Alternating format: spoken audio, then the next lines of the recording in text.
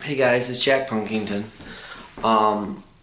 So I'm looking at new amplifiers. I'm decided to keep the Randall, and I will never in my life, if I can help it, get rid of that Fender again. That thing is amazing. And I've been talking to a lot of my friends. I've got a lot of people that I do a lot of trading with that I call friends, and that are just musically inclined. That I've tried a lot of different amplifiers.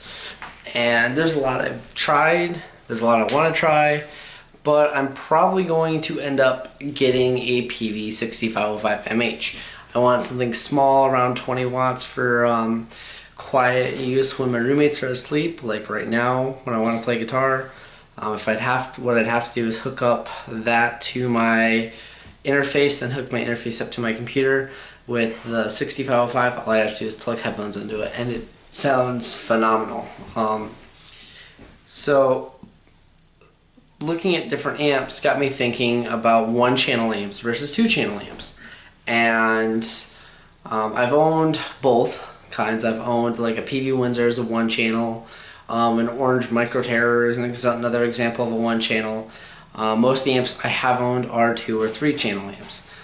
We won't really get into three-channel, but I prefer two-channel. I think I've said multiple times on different videos, I prefer having that clean separate channel. And I wanted to kind of like talk about like reasons why I like it, reasons why one channel might be better. So depending on what your type of gear is as a guitar player, and what you like to do with your guitar, your pedals, and your amp, and how you all like to work that together, would really determine what you like as in an amplifier. For me, I love having a clean channel and then a separate gain channel. I like to use onboard distortion over pedal distortion.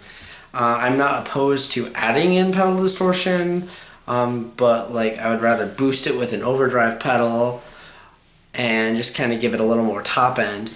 In fact, one of my favorite things to do is to take my chorus pedal and roll it really far back, just have it just a smidge, roll my overdrive up, and have on my distortion, if it's kind of like it's missing a bottom end, I will turn the overdrive and chorus pedal on, and the chorus adds a little bit of bass end to it, a little bottom end, and the overdrive tightens it all up. And I really like to do that just to get more fuller sounds, but at the same time I like to be able to usually have my clean channel set a certain way and my gain channel.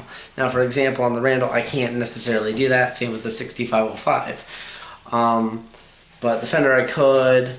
Other amps like a PV XXX, a PV, I think a full 6505 you can. I've never owned one, so I don't know if that's 2-3 band EQs. But that's just my personal preference. Someone who likes one-channel amps would more than likely use a lot of effects pedals and use a lot, or likes to do a lot of dialing, like. And I can understand like the want of that. Just from my personal experience, I prefer two-channel.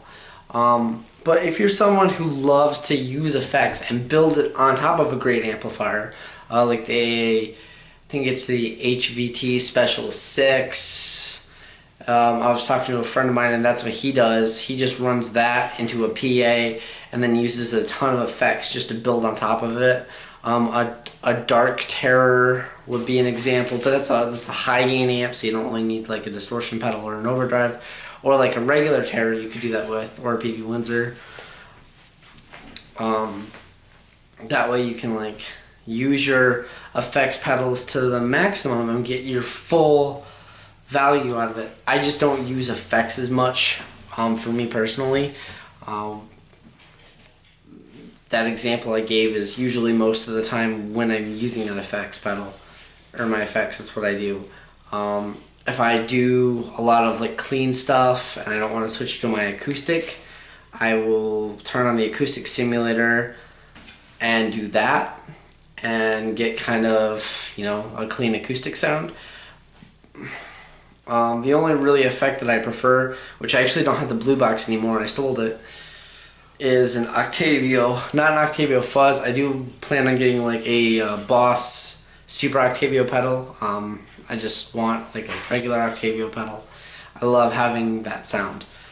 But, you know, other than an overdrive, a chorus, and a noise gate, that's what I would mainly use with my pedals for effects.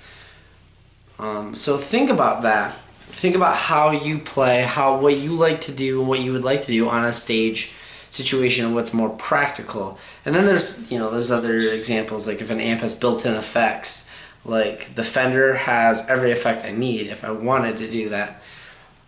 Some people prefer it on their amp. Some people prefer it on the board. Some people don't like effects at all. I don't use a lot of effects. I don't even really use a wah. It's very rare, especially since it's been broken, that I would use a wah. So think about that, you know, when you're going on stage, what do you want to run? How do you want to run it? How do you want to figure that all out? So I just thought it'd be a cool video. Just kind of been thinking what would be a fun little video, and that just popped in my head. So if I do get a 6505 plus, or not plus, MH, one video I do want to do, because I can't find a good video of it, is someone using the direct out into their interface or computer and just kind of like give you an example of the sounds. So we'll see about that, and, you know, like unboxings and stuff. And I might go over and do a better review of the amp itself. So we'll see. Another thing that I do want to do with that is get a hold of someone who's a drummer and then test that amp over a drummer with a 412. So all cool ideas that I've got running in my head.